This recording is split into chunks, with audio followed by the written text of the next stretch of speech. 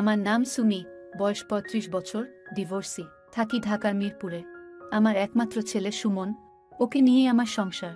একমাত্র সন্তানকে নিয়ে আলাদা বাসায় থাকি। একটা প্রাইভেট কোম্পানিতে ডাটা এন্ট্রি পদে চাকরি করি। মোটামুটি ভালোই চলে যাচ্ছে আমাদের মা ছেলের ছোট্ট সংসার। যখন আমার বিয়ে হয় তখন আমার বয়স ছিল ১৮ বছর। ইন্টারমিডিয়েট পরীক্ষা দেওয়ার পরপরই আমার বিয়ে দেওয়ার জন্য উঠে পড়ে লাগে আমার পরিবার। যদিও আমার আরও পড়ালেখা করার খুব ইচ্ছা ছিল, কিন্তু পরিবারের চাপের মুখে আমার চাওয়াটা কেউ পাত্তাই দিল না। বিয়ে হলে গেল। স্বামী ছিল একজন ব্যবসায়ী। বিয়ের ১ বছর পরেই আমার সন্তান হলো। এভাবে কেটে গেল আরও ২ বছর। বিয়ের ৩ বছরের মধ্যে পরিবারের সম্মতিতে আমি তাকে ডিভোর্স দিয়ে বাবার বাড়িতে চলে আসি। এভাবে কিছুদিন যাওয়ার পর বাবা মাকে বলি যে, এভাবে বসে বসে আর কতদিন তোমাদের বোঝা হয়ে থাকব। তার চেয়ে আমি একটা চাকরি করি, তাহলে আমার সময়টাও কাটবে আর কিছু আয়ও হবে। ছেলেটাকে ভালো কোনো স্কুলে পড়াতে পারবো। বাবা বলল, এই অসময়ে চাকরি পাওয়াটা মুশকিল, আর তুই শুধু ইন্টার পাস, এই সার্টিফিকেট দিয়ে চাকরি পাবি না। তার চেয়ে এক কাজ করো, কম্পিউটারটা শিখে নে, তাহলে কোনো অফিসে চাকরি পেলেও পেতে পারিস। আমিও আইডিয়াটা মন্দ নয় ভেবে কম্পিউটার শিখতে একটা প্রশিক্ষণ কেন্দ্রে ভর্তি হয়ে গেলাম ৬ মাসের কোর্সে। কম্পিউটার প্রশিক্ষণের পর অনেক জায়গায় চেষ্টা করলাম চাকরির জন্য, কিন্তু অভিজ্ঞতা না থাকার কারণে কেউ নিতে রাজি হয় না। একসময় একটা সুযোগ আসে এবং ডাটা এন্ট্রি পদে একটা চাকরি পাই। বেতনও মোটামুটি ভালো, সবাই খুশি হয়। বাবা মা অনেক করে বলেছিল আবার বিয়ে করতে, কিন্তু আমি রাজি হইনি। এভাবে বছর ৩ চাকরি করার পর একটা ফ্ল্যাট নিয়ে ছেলেকে নিয়ে নতুন বাসায় উঠি। বাবা মা অনেক বলেছিল ওখানে থেকেই চাকরি করতে, কিন্তু আমি ওনাদের আর কষ্ট দিতে চাইছিলাম না, তাই চলে আসলাম। এখন আমার ছেলের বয়স ১৫ বছর, ভালো স্কুলে পড়ে। তাকে নিয়ে আমার অনেক আশা, মানুষের মতো মানুষ করে গড়ে তুলব। তার বাবার মতো যাতে না হয় সেজন্য খুব সতর্কতা অবলম্বন করতাম, সবসময় তার খেয়াল রাখতাম। ভালোই কাটছিল আমাদের জীবন। একদিন ইন্টারনেট ব্রাউজ করতে করতে বাংলা গল্পের কয়েকটা সাইটে আমার নজর পড়ে। কয়েকটা গল্প পড়ে আমার মাথা চাড়া দিয়ে ওঠে। একটা গল্প পড়লাম যেখানে ছেলে তার বিধবা মাকে সুখ দেয় আর স্বামী স্ত্রীর মতো ঘর করে। এগুলো কি দেখছি আমি?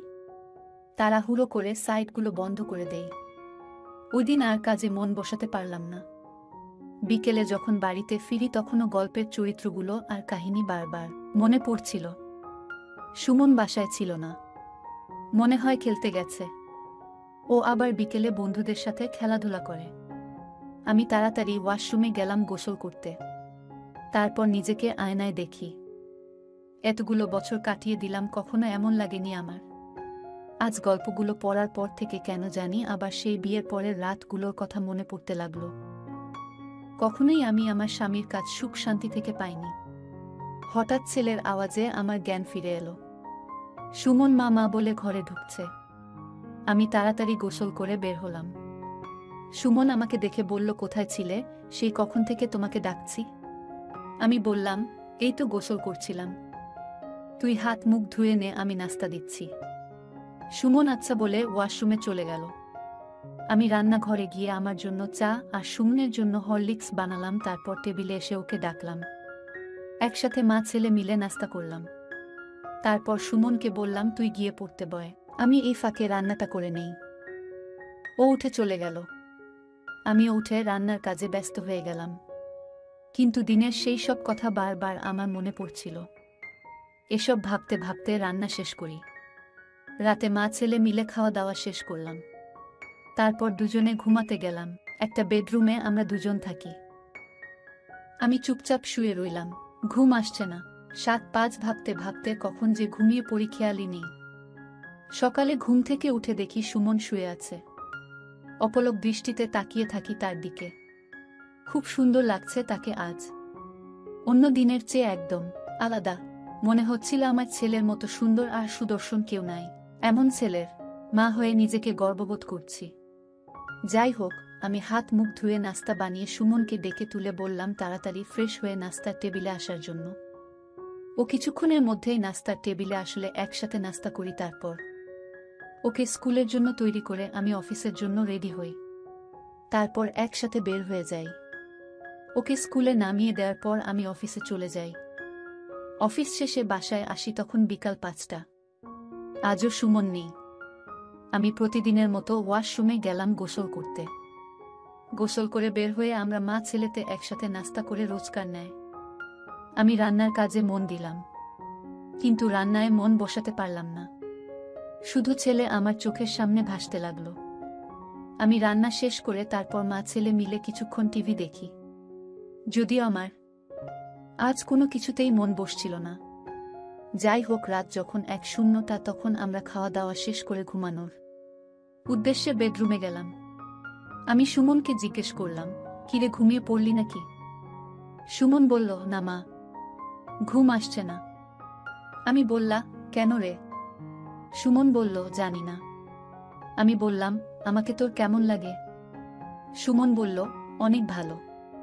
আমি বললাম, তুই আমাকে একটুও ভালোবাসিস না, তাই না? সুমন বলল, কেন মা, আমি তোমাকে অনেক ভালোবাসি। আমি বললাম, ভালোবাসলে মায়ের কষ্ট বুঝতি। সুমন বলল, তোমার কিসের কষ্ট মা? আমি বললাম, অনেক কষ্ট রে, সে তুই বুঝবি না। সুমন বলল, কেন বুঝবো না, আমি এখন অনেক বড় হয়েছি। আমি বললাম, মেয়েদের অনেক কষ্ট থাকে যা সবাইকে বলতে পারে না। মায়ের কথাগুলো সুমনের বোঝার অনেক বাইরে, তাই সে অবুঝের মতোই আবার প্রশ্ন করে, কিসের কষ্ট তোমার মা? আমি বললাম, তোকে বলা যাবে না। সুমন বলল, বলো না, আমি তোমার সব কষ্ট দূর করার চেষ্টা করব। আমি বললাম, পারবি তুই আমার সব কষ্ট দূর করতে? সুমন বলল, তুমি বলেই দেখো না পারি কিনা। আমি মনে মনে ভাবছি, বলবা কি বলবো না। আর আমার এতটাই পোড়া কপাল যে বিয়ের 3 বছরের মাথায় তোর বাবার সাথে আমার ছাড়াছাড়ি হয়ে যায়। তারপর থেকে আজ পর্যন্ত কত কষ্টে আছি সেটা একমাত্র আমিই জানি। তোর বাবার সাথে বিয়ের পর থেকে তেমন কোনো ভালোবাসা আমি পাইনি। সুমন বলল, আমি কি করলে তোমার কষ্ট দূর হবে? আমি বললাম, তুই পারবি আমার কষ্ট দূর করতে যদি তুই চাস। সুমন বলল, তুমি যা বলবে আমি তাই করব। আমি বললাম, তাহলে কথা দে আমাদের। সুমন বলল, কথা দিলাম মা, আমি কাউকে কিছু বলবো না। আমি বললাম, তোর চিন্তা করতে হবে না, আমি শিখিয়ে দিব, তারপর বুঝতে পারবি। এই বলে আমি উঠে ঘরের 0 ওয়াটের বাতিটা জ্বালিয়ে দিলাম। আমি তাকে জিজ্ঞেস করলাম, আমাকে কেমন লাগছে? সুমন বলল, তুমি তো এমনিতেই অনেক সুন্দর। আমি বললাম, শুধুই সুন্দর? আমার খুব ভালো লাগছিল। কি যে ভালো লাগছিল আমার বলে বোঝাতে পারবো না। অনেক বছর পর কি যে সুখ পেলাম তা বলে বোঝানো যাবে না। এই না হলে আমার ছেলে, যে মায়ের দুঃখ কষ্ট দূর করতে সবকিছু করতে রাজি হয়। আরও নানা কথা বলতে বলতে আমরা কখন যে ঘুমিয়ে পড়েছি জানি না। তো বন্ধুরা, আজকের ভিডিওটা এখানেই সমাপ্ত।